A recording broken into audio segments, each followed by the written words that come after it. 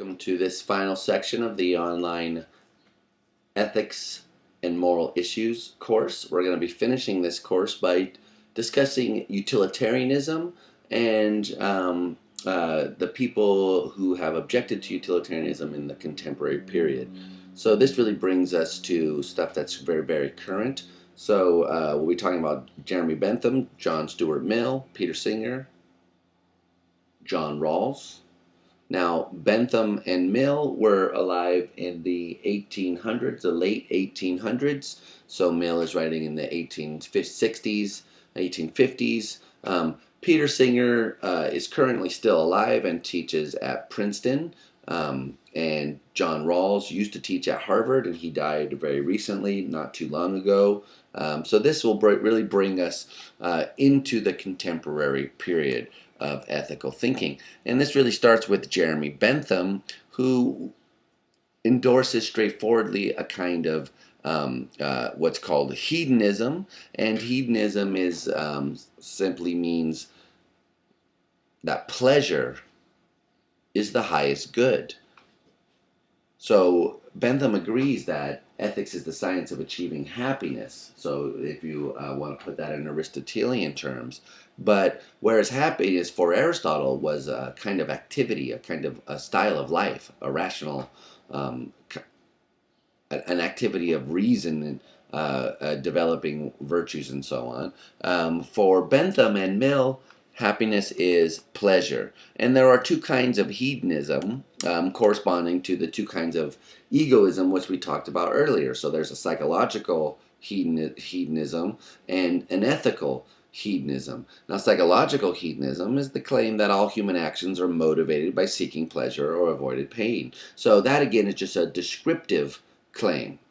It isn't a normative claim. What it says is, as a matter of fact, every human action is motivated by seeking pleasure and avoiding pain. Now, of course, ethical hedonism isn't a descriptive claim, it's a normative claim. And the claim here is that pleasure is itself the only thing which is intrinsically valuable.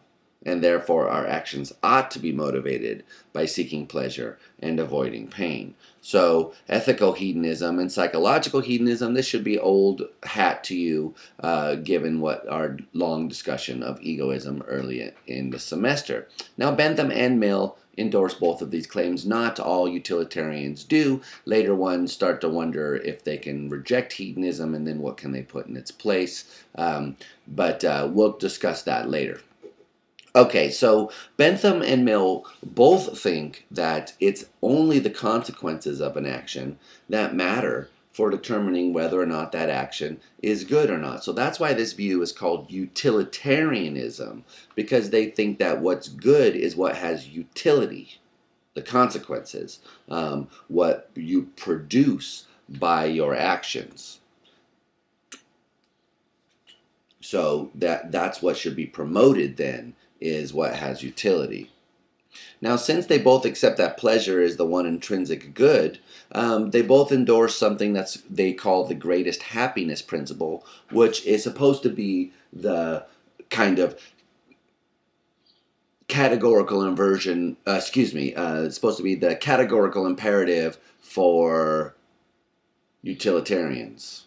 So the greatest happiness principle says that an action is right insofar as it promotes the greatest amount of happiness, which is pleasure, for the greatest amount of sentient beings. Now, notice right off the bat that this is not a form of egoism, because it's not saying that one ought to maximize one's own happiness. So that's why this is psychological egoism ethical egoism is a different theory than utilitarianism, because the ethical egoist thinks that they have to maximize their own self-interest. And so if they were also a hedonist, then they would think they should maximize their own pleasures. But the utilitarian is someone who thinks that what needs to be maximized is not individual pleasures, but the happiness of all of those things which are capable of feeling happiness.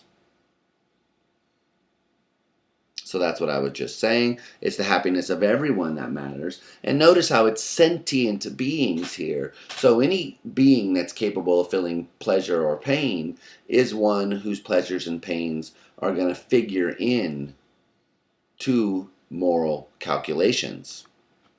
Now, in considering whether an action is good, we must consider how much pleasure it would produce along 7 dimensions, according to Bentham. So we've got to consider the intensity of the pleasure or the pain, how intense it is, how long it will last, how certain one is that it will occur. If there's only a 50% probability that you'll get this pleasure as opposed to getting some pain, that's not as good as if there's a 95% chance that you'll get this pleasure as opposed to that pain. How soon it will occur, all things being equal, having pleasure sooner is better than having pleasure later.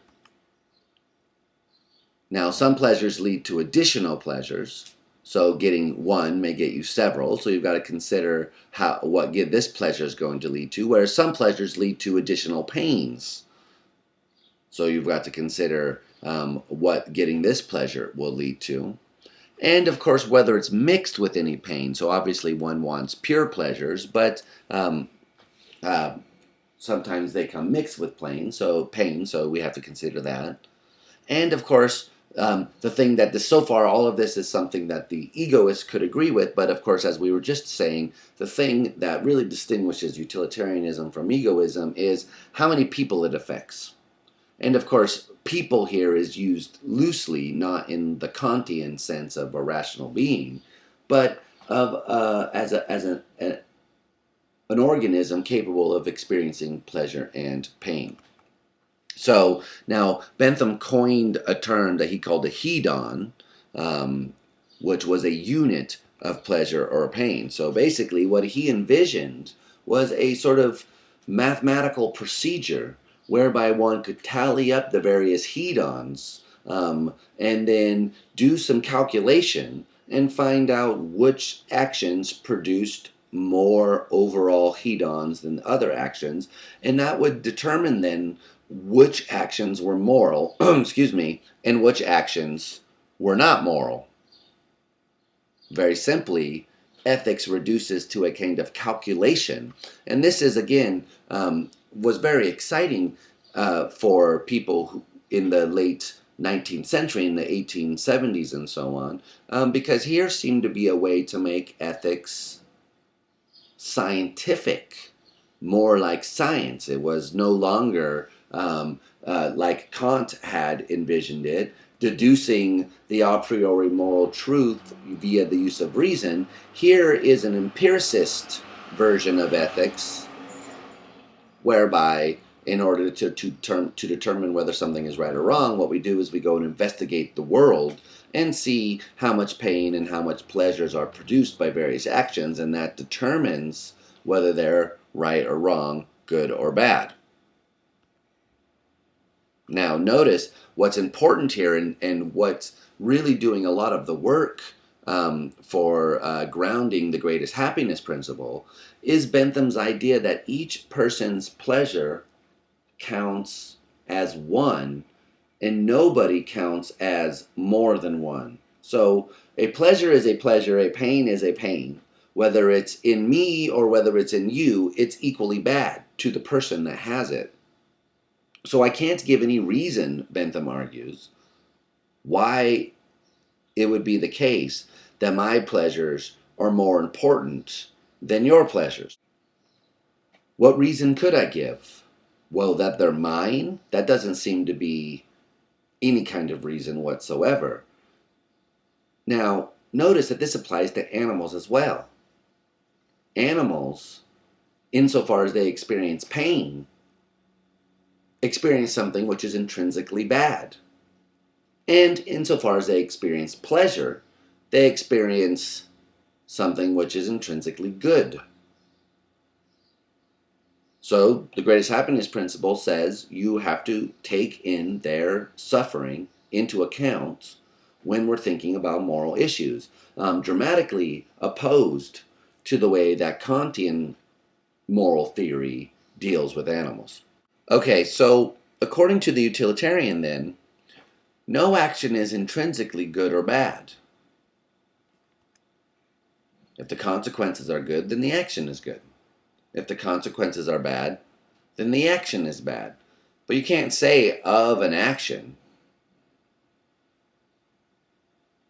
murder for instance, you can't say beforehand whether it's morally good or morally bad. It's totally determined by the consequences that the action has. So now this has the right result, a lot of people feel, in cases of the lying to the murderer. So to determine whether lying is morally good or not, we need to determine what the consequences of lying are. And if there are cases where lying has good consequences, then the utilitarian will argue lying is morally good in those circumstances. So our murderer at the door scenario that we've been discussing, whereas the Kantian has to say lying is always bad, it's intrinsically bad because of its nature, because of the formal nature of the action itself. It can't be universalized consistently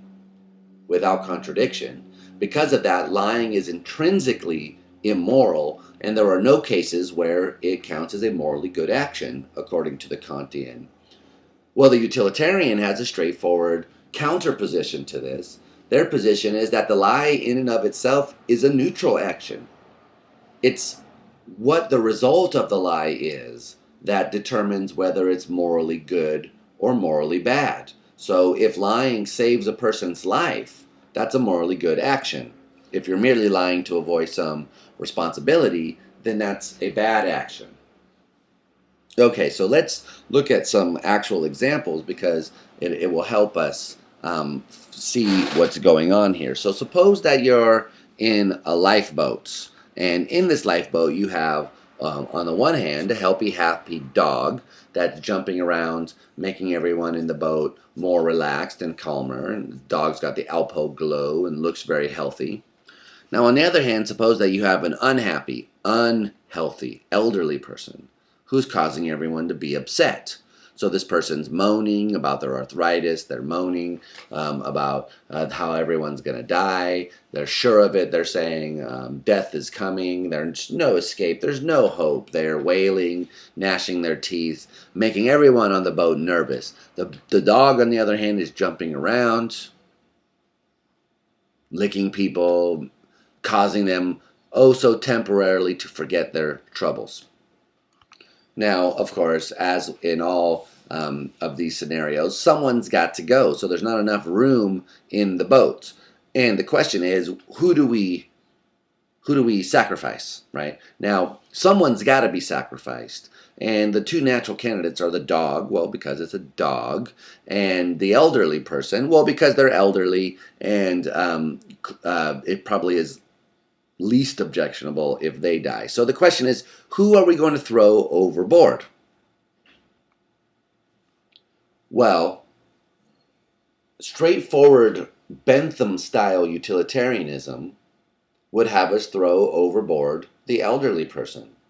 Because what you're trying to do is just calculate which action produces the most happiness overall, the most amount of pleasure and the least amount of suffering.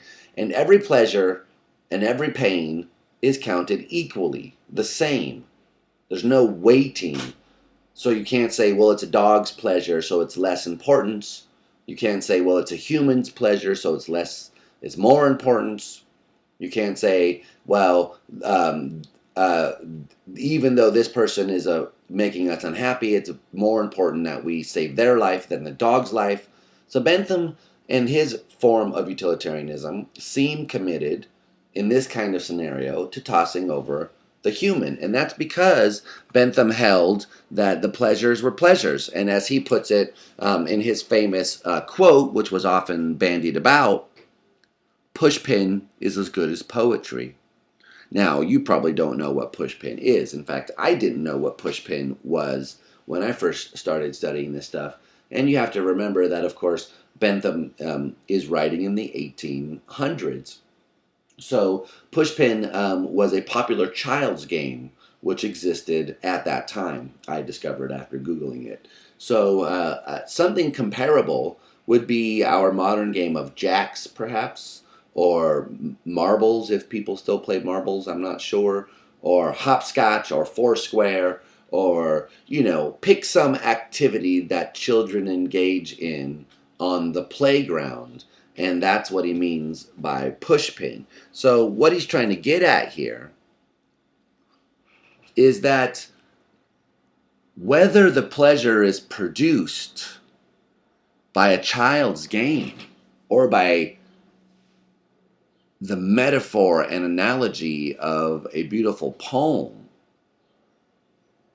don't factor in to whether the pleasure's valuable or not. If it's a pleasure, it's a pleasure, and it's the same pleasure, Bentham thinks, that's produced by childlike games, and it's the same pleasure that's produced by intellectual activities like understanding metaphor and analogy, and so on. So in this case, it looks like we have no reason that we can, according to the utilitarian, that we can appeal to save the person as opposed to the dog, right? The dog's just producing more happiness. The elderly person's making everyone else unhappy, and the dog's happiness is just as important as us, so it looks like we have to throw the elderly person should go. Now, a lot of people find this counterintuitive, that you would have to throw the dog over in this case as opposed to the elderly person. I mean, after all, the elderly person is a person. And sure, she's making everybody unhappy, or they are making everyone unhappy, but why is that a good reason to kill them as opposed to the dog? There just seems to be something different about people that makes them more valuable than other kinds of animals. Now, Kantian moral theory has that in spades. Now, what that means is, well, if you were looking for a theory that says there's something unique and special about human beings, Kantian deontology is where it's at. It's our rationality that's unique and special about us. It gives us access to a priori knowledge. In other words, the only kind of knowledge that can only be had by reasoning. The categorical imperative is one of those kinds of things. It's only via our rational natures that we're able to apprehend the moral law and thereby distinguish ourselves from the other kinds of non-rational things which can be used as instruments. But utilitarianism, although reason plays an important part in sort of seeing that pleasure should be equal, because you sort of are asked to think, well, what reason could you give for preferring your pleasures over the pleasures of another person, aside from the fact that they're yours? So reason plays a role there, but ultimately, the thing that matters for the utilitarian is not reason, but suffering. It's suffering that matters. So they're concerned with decreasing the amount of suffering which exists in the world. Now, Mill, who was the godson of Jeremy Bentham and who learned about utilitarianism from Jeremy Bentham when he was very young, he would spend summers at Bentham's house and they would discuss utilitarianism, and Mill took it upon himself to popularize the theory. And you will have recognized Mill from other courses, perhaps, because this is John Stuart Mill, who's well known from his social political philosophy and his views about liberty and freedom and so on. And if you revisit those, you'll notice there's a heavy dose of utilitarianism, which grounds all of the claims that he makes, especially about freedom of speech and thought and so on. But we'll gloss aside those issues here. Mill thought there was something special about human beings, and that it did have something to do with our rational faculties. But it wasn't merely that we had rational faculties, since you might think a computer can have them. But he thought actually that we were, because of those faculties, capable of a different kind of pleasure, the rational, intellectual pleasures. So intellectual pleasures are the kinds of things which are produced by intellectual activity. Playing chess, thinking about philosophy, Even video games can produce intellectual pleasures. If one is playing a puzzle game, for instance, a crossword puzzle, or some kind of action-adventure game that involves you solving some kind of geometrical arrangement puzzle, something like that, where you have to reason about the various moves that you make and the way the pieces fit together.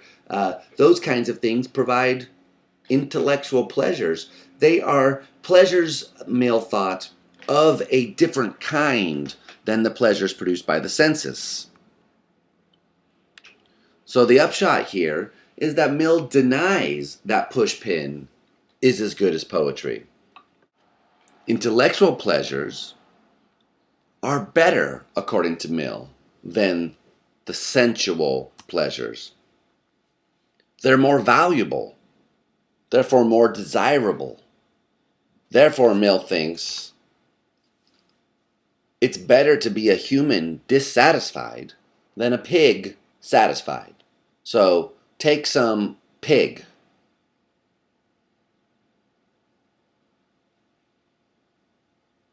It has all of its pigly desires satisfied. Suppose that, for instance, it's free, it has as much food as it wants, it's free to roam and do all the pigly things that it wants to do. Every pigly pleasure is satisfied, and no pigly pains are produced. Would you trade your life for that of a fully satisfied pig's?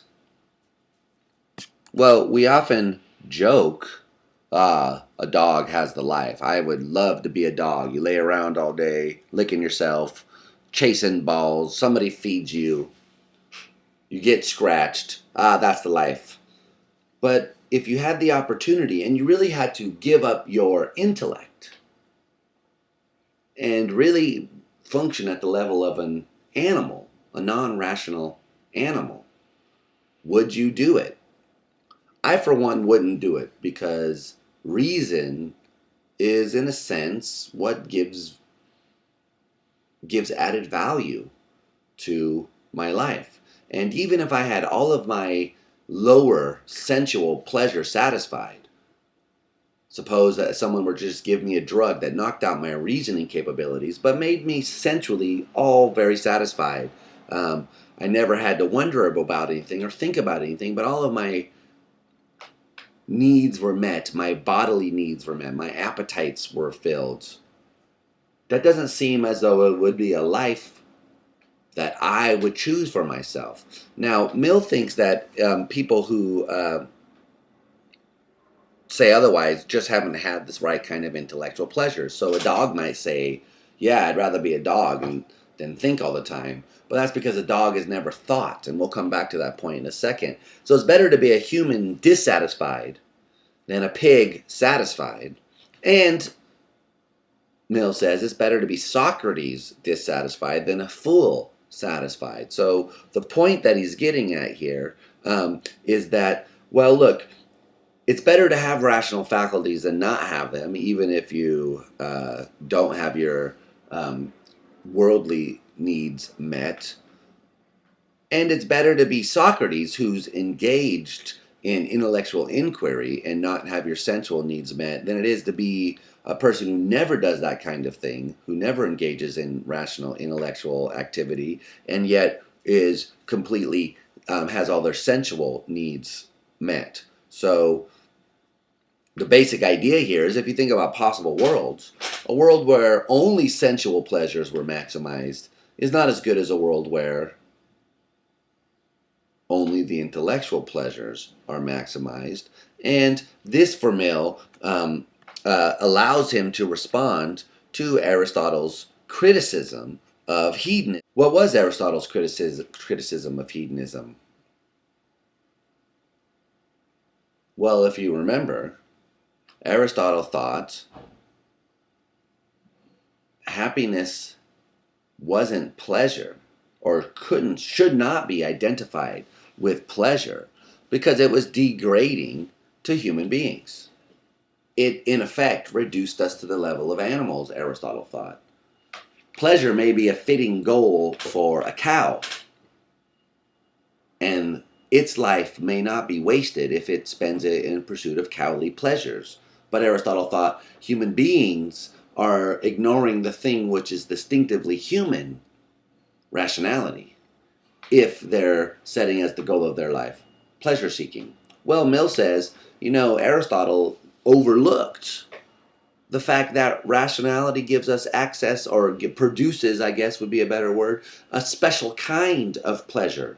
A pleasure that animals aren't capable of. And it's not just the same kind of pleasure as one gets from tasting a really delicious food. It's different when one apprehends the solution to a quadratic equation and one goes, aha, I got it. That's a different kind of pleasure.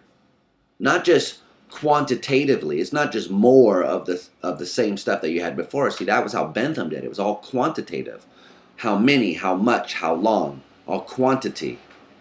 Whereas for Mill, there's a different quality. Intellectual pleasures are of a higher quality. They're qualitatively different than the sensual pleasures.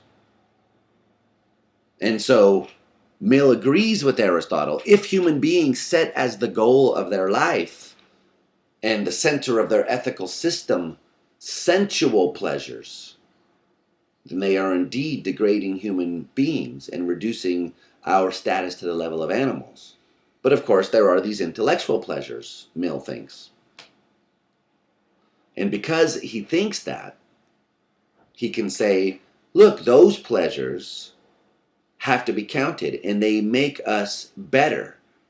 They give us a status which isn't the same as other animals, even though their pains and pleasures matter. When it comes to deciding between a sensual pleasure and an intellectual pleasures just count for more. So therefore, you would have to err on the side of the intellectual pleasures. Now, of course, this brings up an obvious question, namely, well, who's to decide? Who says that the intellectual pleasures are better than the sensual pleasures? How do we know that the intellectual pleasures are, in fact, better? Well, Mill's got an answer to this, but in order to see it, let's look at a related question. Suppose that we were wondering which of two wines was better, right? We have these two wines, a 2005 Merlot and a 2010 Pinot Noir. Well, I don't know about wines very much, actually, but just suppose that you had these two things and you don't know a lot about these. How are we going to go about finding out which is the better wine? Well, the first thing we'd want to do is taste both of the wines. You can't make a decision unless you've had both. And of course, the same is true in deciding pleasures. So when you're trying to figure out whether intellectual pleasures are better than sensual pleasures, you need to make sure to have both, right? Of course, if you've only had the sensual pleasures, you're going to say intellectual pleasures suck. And if you've only had intellectual pleasures, you might think sensual pleasures suck too, right? If you only had one wine, not the other, you'll say, well, that one's good, so it's got to be the better one, right? But there's a flaw there. So you need to make sure you've had both.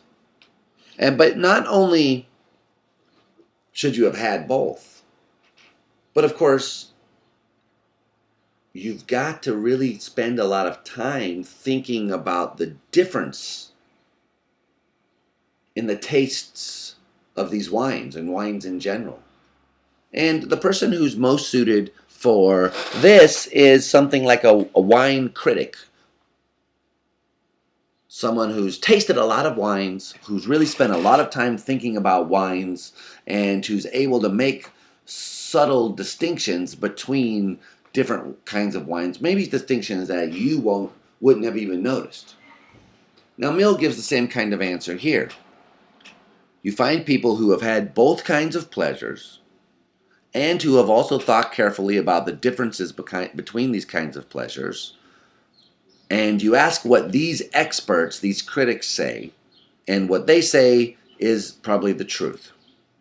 And of course, the people who meet this criteria are philosophers. Philosophers not only have had both kinds of pleasures. They enjoy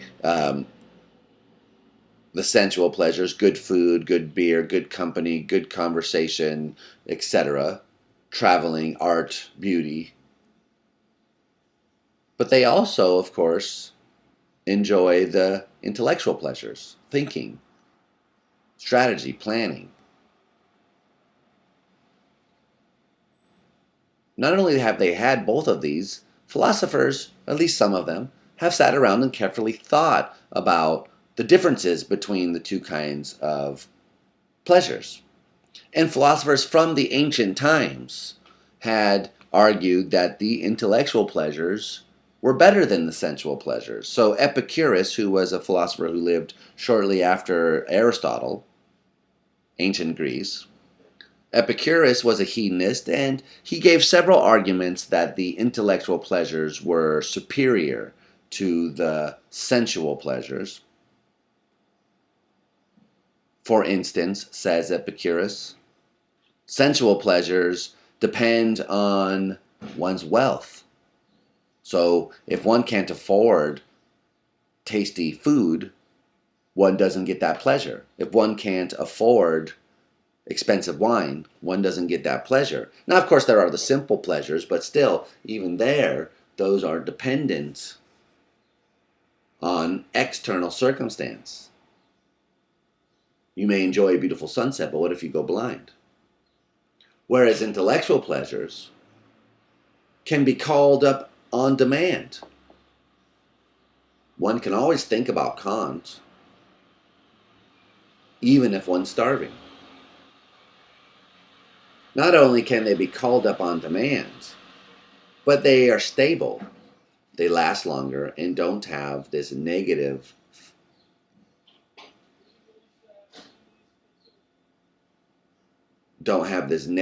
response if you overextend them. So sensual pleasures are well known that if you have too much of them, it causes pain. So for instance, you may really enjoy a certain pizza.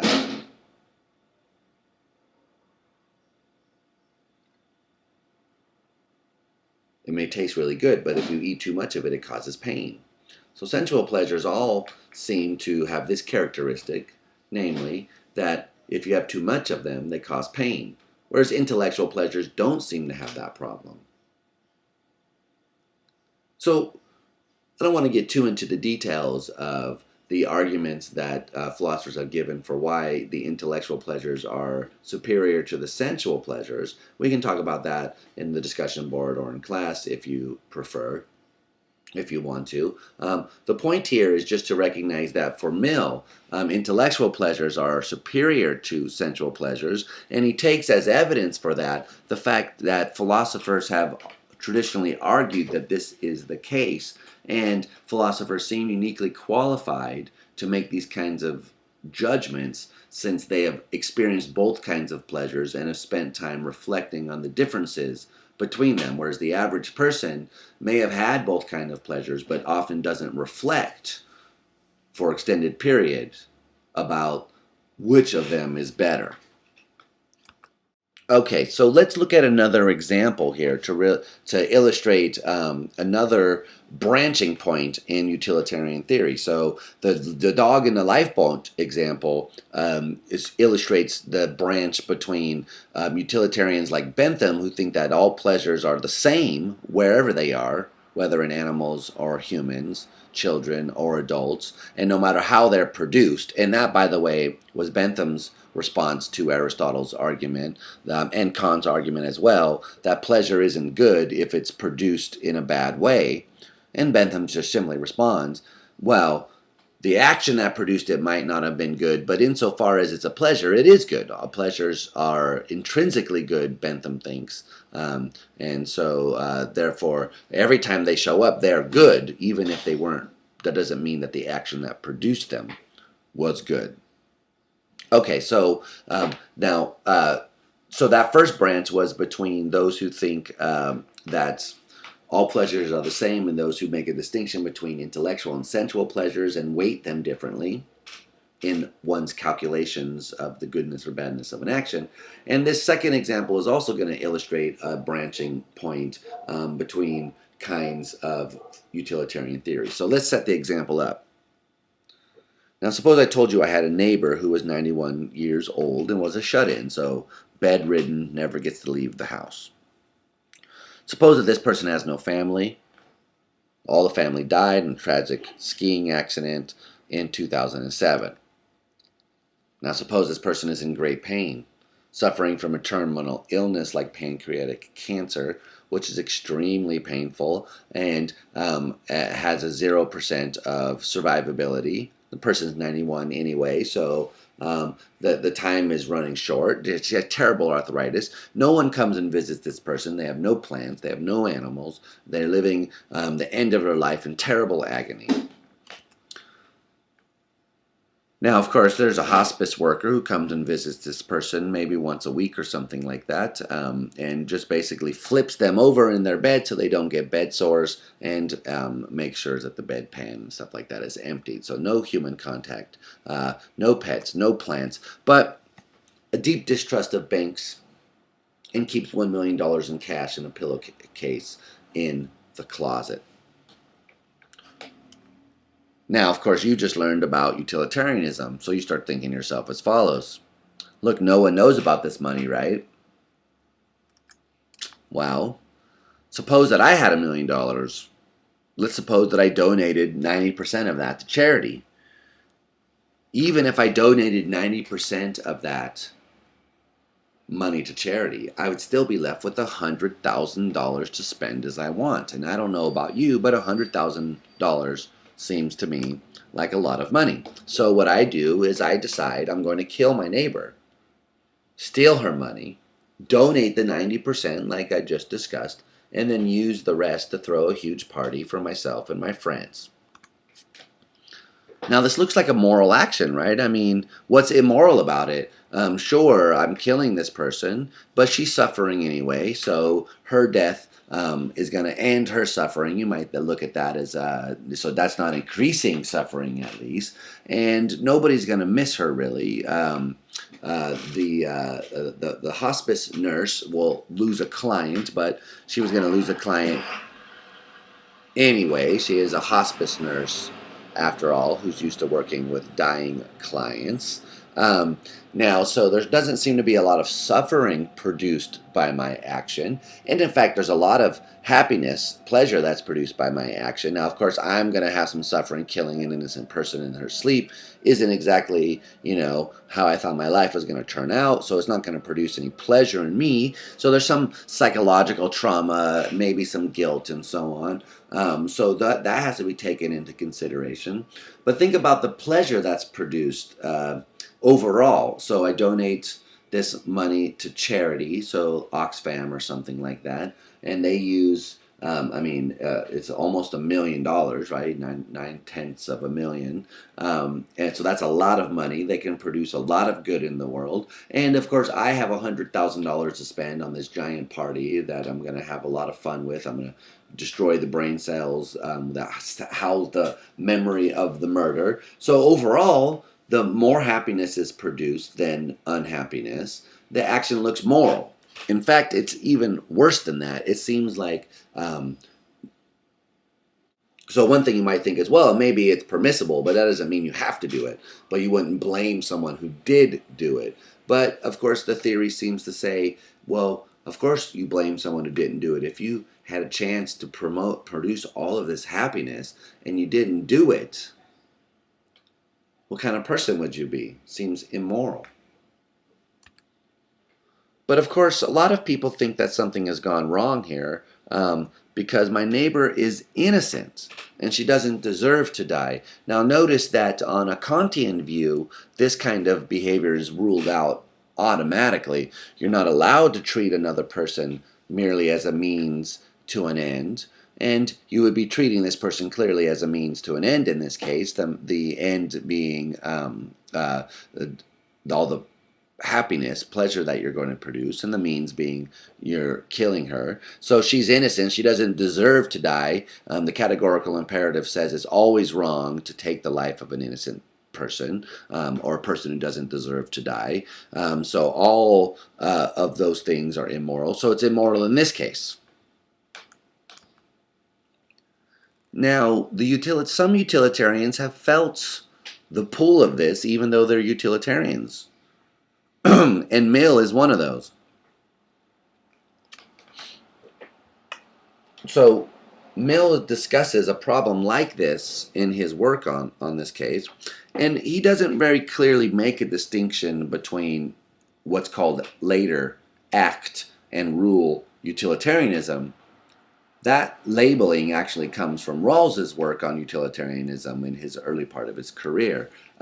So act and rule utilitarianism aren't clearly distinguished by Mill himself. They're not distinguished in his theory very clearly, even though in one moment he talks as though he means one thing, and in the next moment he talks as though he means the other thing. Okay, so what is the difference? Well, act utilitarianism is just the one that we've been discussing this entire time. What you do is you take every action individually and ask, of that particular action, does this action promote happiness overall or not? In some instances, the action may maximize happiness, but in others it may not. Now, okay, so that should be a familiar point by now. Now, a rule utilitarian considers not particular actions, but rather rules.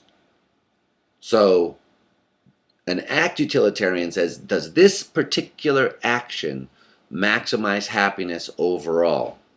The rule utilitarian says, does the rule, do not take an innocent life, maximize happiness when it's followed? Now, what the rule utilitarian is interested in is whether or not, if this rule were generally followed, would it maximize happiness? In other words, if people followed this rule, would more pleasure than pain be produced? If the answer is yes, then people should follow the rule, even on cases where following the rule doesn't maximize happiness in that particular instance. So the rule utilitarian will argue as follows. Take the rule. It is wrong to take an innocent life. Ask the question, what would the world be like if everybody did that? Took the life of an innocent person to further their goals? Well, be a lot of murder, bad chaos, consequences, terrible, bad, ick. Happiness overall would decrease, lots of suffering, fear, society crashing, etc., etc. Therefore, this rule is one that ought to be generally followed. Even if there is a case where breaking the rule will maximize happiness in the short run, the argument claims that overall in the long run, following the rule maximizes happiness, and so ought to be followed even in cases where breaking it would promote happiness in the short run. In the long run, murder always decreases happiness. Now, obviously, you can see or hopefully, one hopes that you can see the similarity between rule utilitarianism and Kantian deontology. So, rule utilitarianism tries to get the best of Kant's theory without the focus on motivation. In fact, as you well know by now, the utilitarians think that you can only be motivated in one way, by seeking pleasure and avoiding pain. So, according to them, it's impossible to do what Kant wanted. Kant wanted us to be motivated by one's duty. And in fact, Kant thought that people who are motivated the way that the utilitarians think they are were acting selfishly and not morally. So, they clearly can't be focused on why you're performing the action. But nonetheless, they want to preserve as much of the intuitive stuff as they can. So what we do is we think about, as we just saw, we think about universalizing a maxim, but instead of looking for some contradiction and therefore deducing some formal flaw in the maxim itself, what we do is we look for the consequences of the maxim being universalized. If the consequences are bad, then the rule is one that ought to be followed overall. But whether we follow it or not, our actions are good if they conform to it, no matter why we did it. Right? It doesn't matter why we're following the rule, as long as we're following it, and that rule overall produces happiness. Now, if we do it because we don't want to be punished, then our action is still good. The motivation for the action is irrelevant, as we've been saying. So, rule utilitarianism, like I said earlier, is like the categorical imperative for psychological hedonists.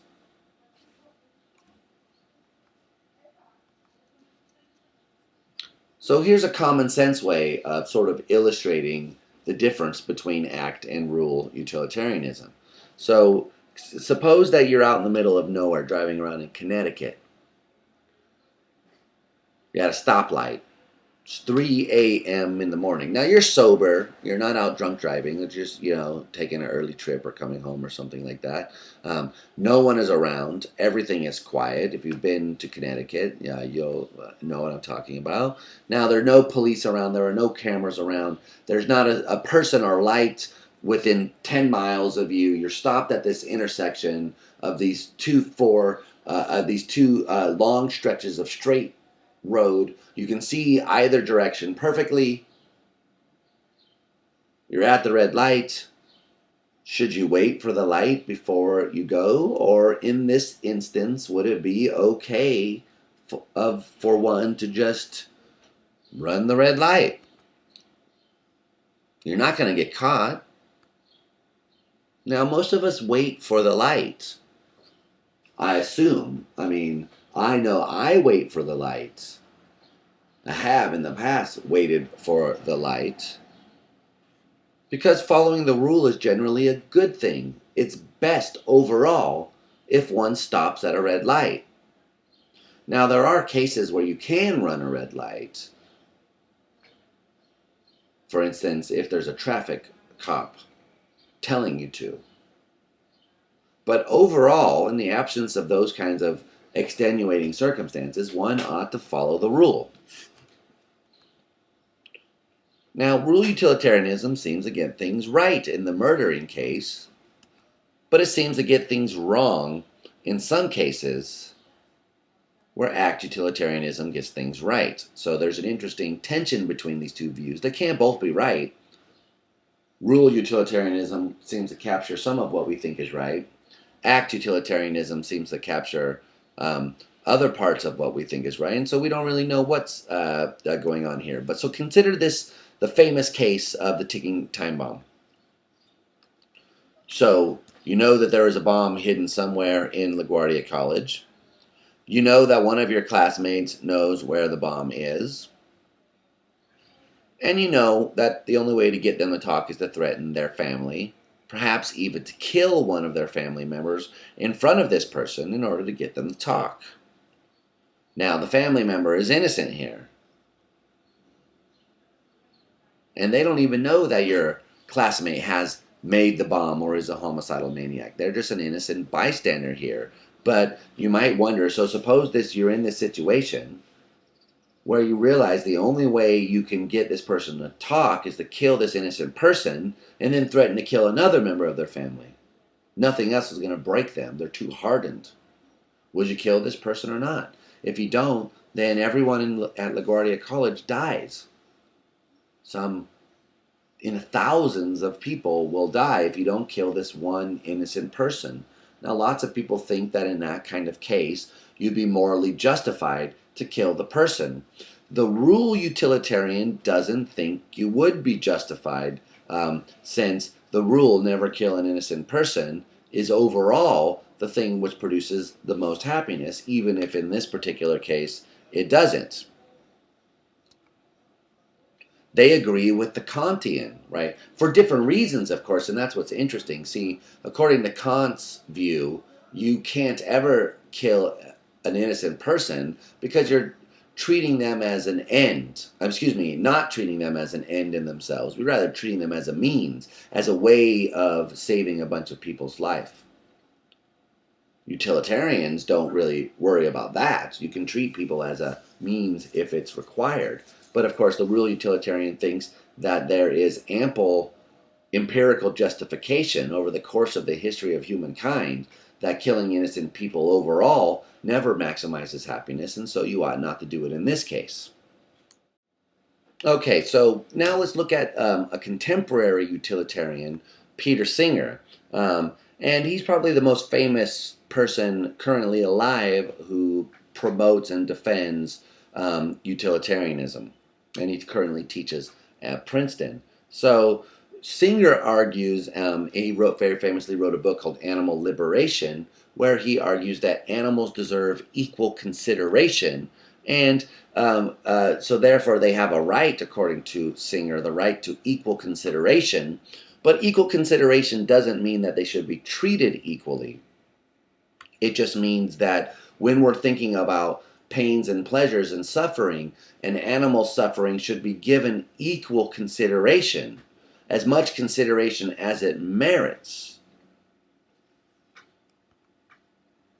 Now, this means that in some cases, according to Singer, an animal's life will be more valuable than a human's life. Not in all cases, but in some cases.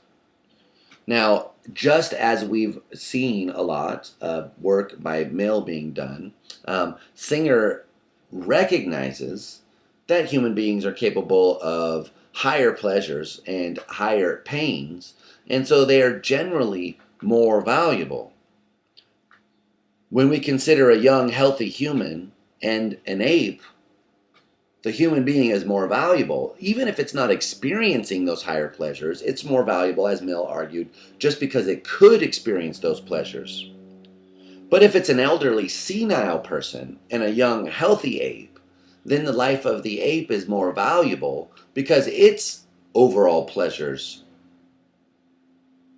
because it's capable of higher kinds of pleasures.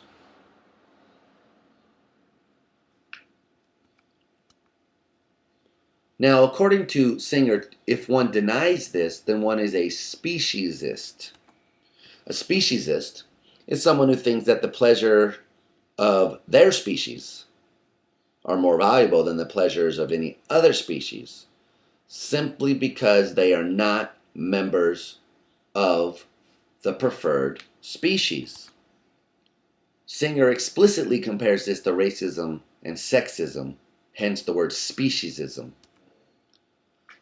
The racist gives special consideration to the suffering of people from their own race and discounts the suffering of people from other races.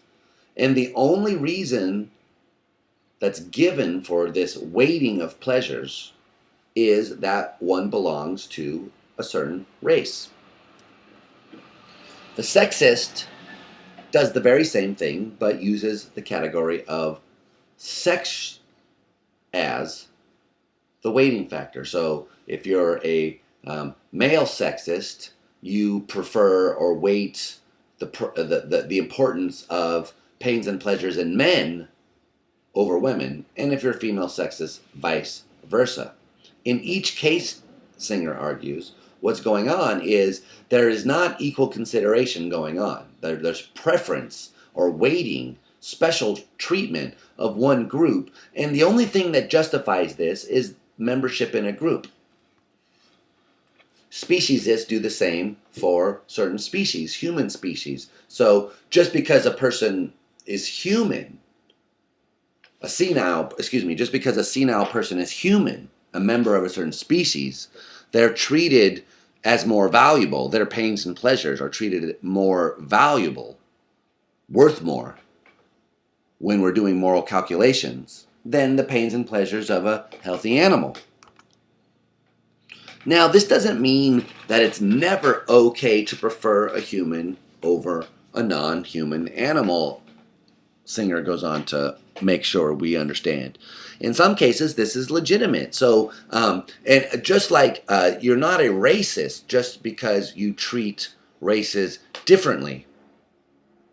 If there is some reason to treat them differently, which isn't simply that they are members of a different race. So, for instance, doctors may treat African Americans differently because they are genetically more prone to certain kinds of diseases, like sickle cell anemia. So they might give them a test that they wouldn't give to someone who wasn't of that race. But of course, this different consideration, right? Maybe the test is painful, so they have to suffer through a test. And someone say, that's racist. You only give the black people that painful test. Well, that's not racist because they're giving the black people that painful test because of their genetic predisposition to a certain kind of disease, say, for instance, sickle cell anemia. So you can treat races differently as long as the reason isn't based merely on the fact that they are of a different race than you. Now, also, you can treat sexes different as long as the reasoning is the same. So, for instance, some medical procedures may be necessitated in virtue of one's being a woman, which aren't necessitated in virtue, not just because one is a woman, but because of one's anatomy is different, because one has different sex organs, therefore one is liable to different kinds of examination, some of which may be more invasive, and so on and so on. So as long as you don't simply say you're a member of that group, therefore you're treated differently, then that's fine. You consider them equally. That may still lead to different treatment. Now, in the case of animals, considering them equally won't lead us, for instance, as Singer clearly points out, to giving pigs the right to vote. Considering animals equally doesn't mean they should be issued driver's licenses or that we are acting immorally towards them by not issuing them driver's permits. Rather, what it means is we should treat them in accordance to their nature. So giving equal consideration to a pig just means not torturing it to death, but rather letting it live in an environment which is conducive or like its natural environment, something that it's conducive to pig flourishing. So in some cases we can say, look, there's a difference in treatment here. And so in some cases preferring human beings is a no-brainer because human beings are special and unique in the kinds of pleasures and pains they feel, but not in all cases. Not in all cases. So Singer's very clear that the line doesn't just follow the species line. Senile persons are more like pigs than they are like rational adult humans, and therefore aren't as valuable. So you can't say that they're valuable simply because they're humans. If what you're worried about is their pains and pleasures, then you need to consider everyone's pains and pleasures equally. Sometimes that the balance will tip in the favor of the human. Sometimes the balance will tip in favor of animals. Okay, so that sums up our survey of utilitarian theories. Now we'll turn quickly to some criticisms of utilitarian theories, in particular the criticism from Fairness by John Rawls. But before we turn to that, let's just briefly discuss some other criticisms. So utilitarianism is committed to the claim that every pain is equal insofar as it's the same kind of pain, whether it occurs in you, your wife, your child, your husband, or some stranger in a faraway country. So, in a fire, for instance, where you can save either your son or 10 strangers, utilitarianism seems to say you should save the 10 strangers. But that seems very strange to a lot of people it seems as though the fact that this is your son should give you some special reason for saving the son. But the utilitarian says, no, it doesn't. The fact that it's your son doesn't matter. All that matters is which action produces overall the greatest amount of pleasure. Now, it also doesn't seem to be able to account for our sense of fairness or justice. So consider these two possible scenarios here. So suppose that in the first situation, there are 10 people and 8 of them enslave the remaining 2. This results in those 8 people being very happy and the other one being very unhappy, the other 2. Now, so let's sort of formalize this. Suppose there's 100 hedons there, and that the happy 8 have 90 hedons. That's 11.25 hedons each. Now, the other 2 split the remaining 10. That's 1 1/4 hedon. That's 1 1/4 hedon each. Now, the utilitarian, it seems again committed to saying this seems like a moral action. Happiness is overall maximized. Now, let's consider this other situation.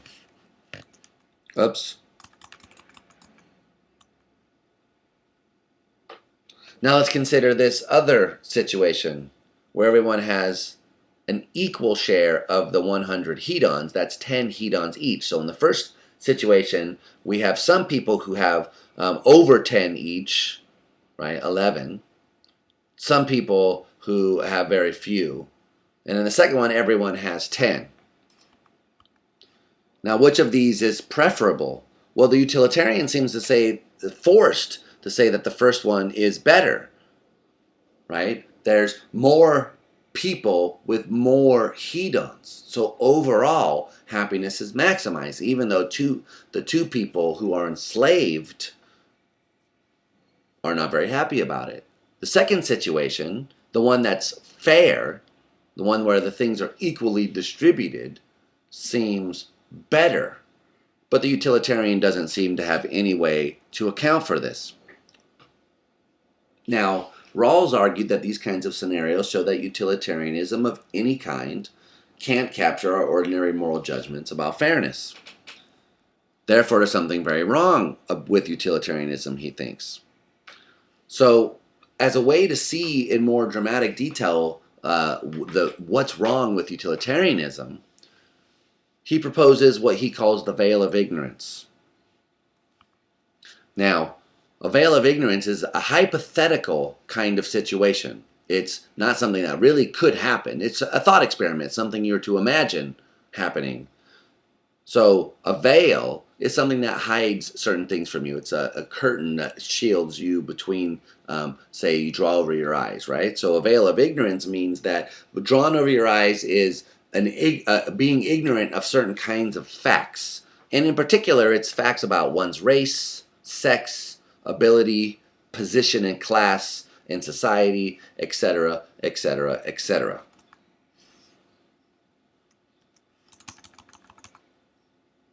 So behind the veil of ignorance, one does not know if one is a man or a woman.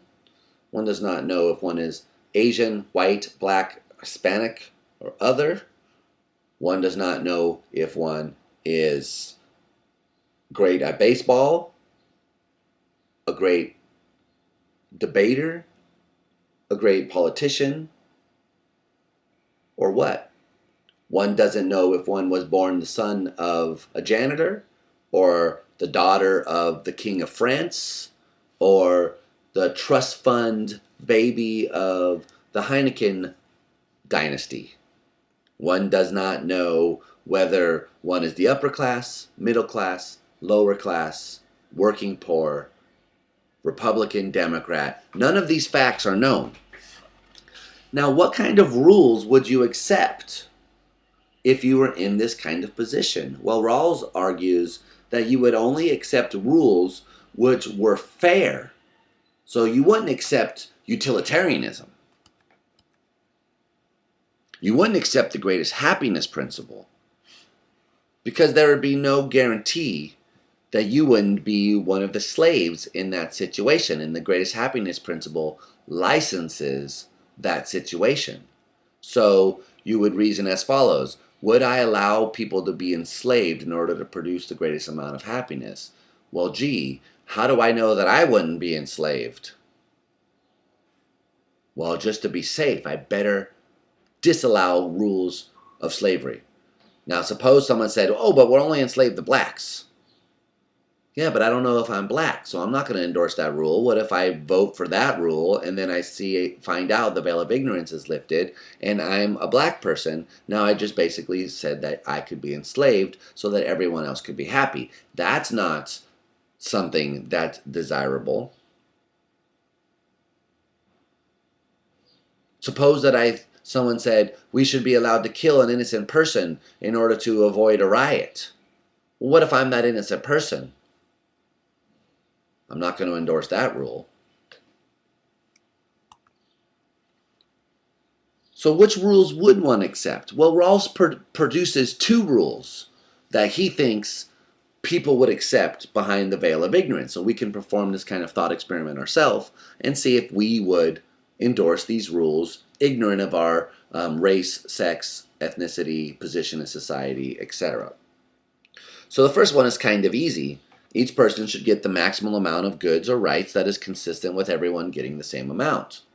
So basically everyone's equal. That's what the first rule says. No one's any better than anyone else, and everyone gets all the same rights, so no one gets any special rights or rights that anyone else doesn't have. Everyone's basically equal.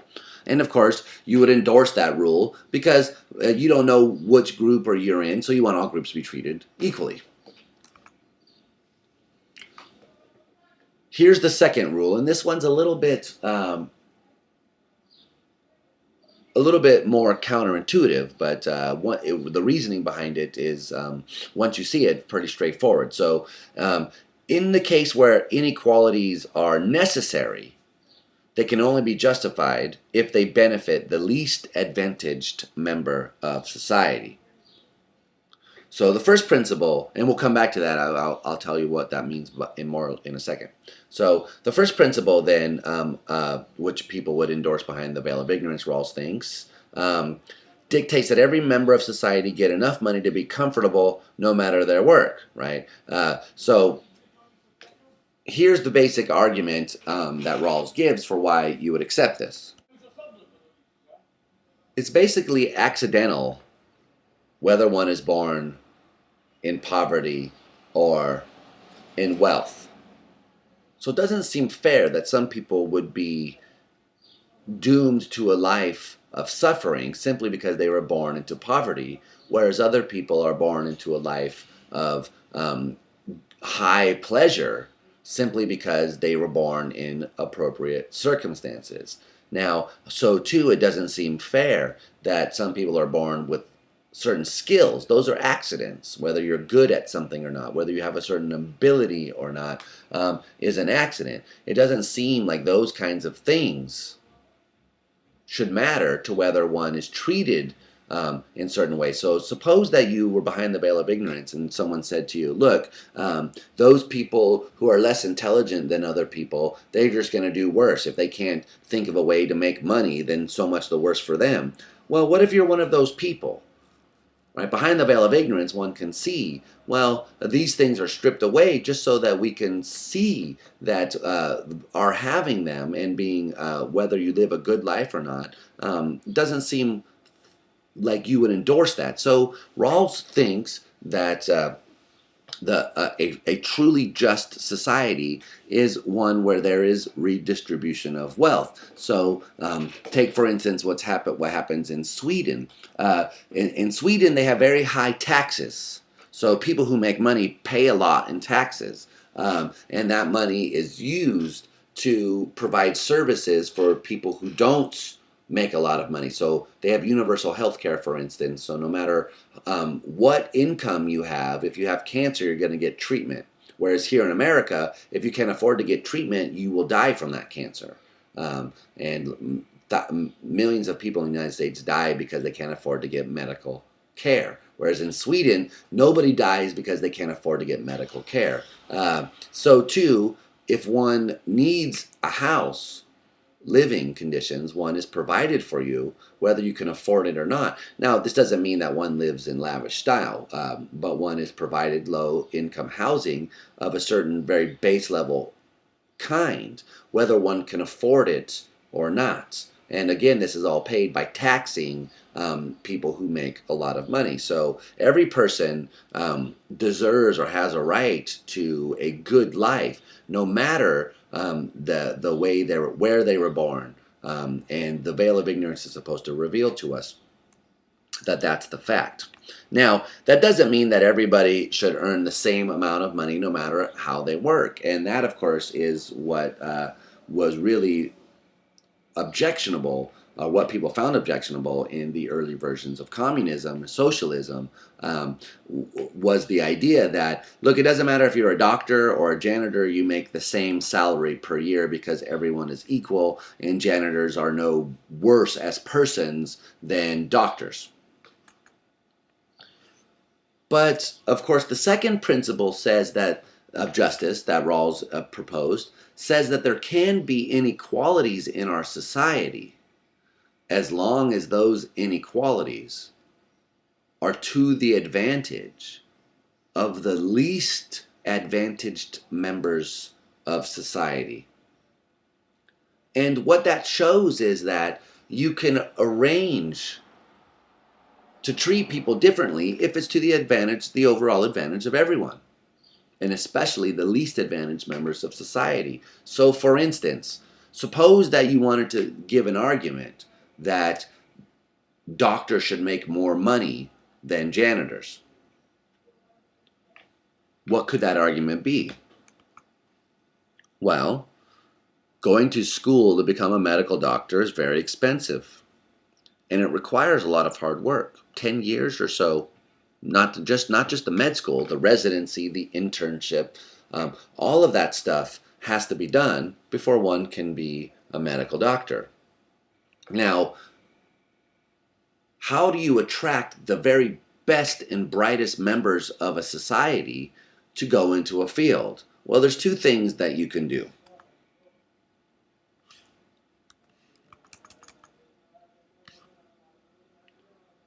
You attach a high salary to the occupation, as well as social prestige.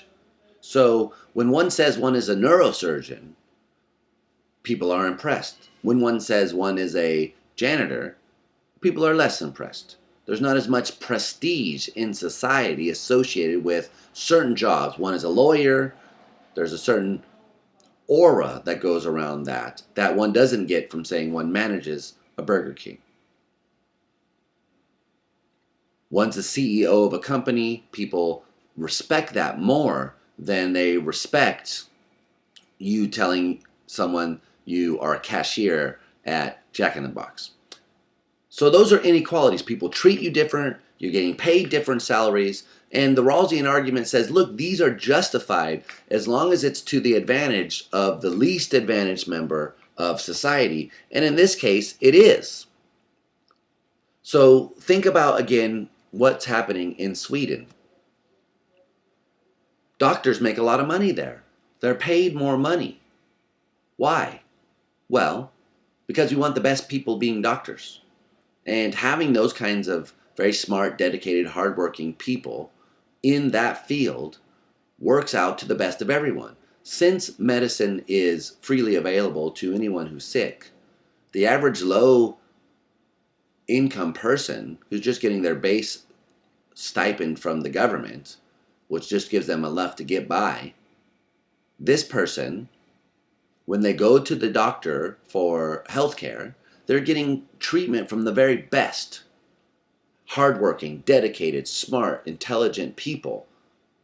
So it's actually to their advantage that people are treated differently in this way. And there are all kinds of things like this that one can give this kind of argument for. That there are actually a lot of the inequalities that we have are actually beneficial to the least advantaged in our society, and so therefore acceptable to someone behind the veil of ignorance. So you're behind the veil of ignorance. You don't know if you're a doctor or not.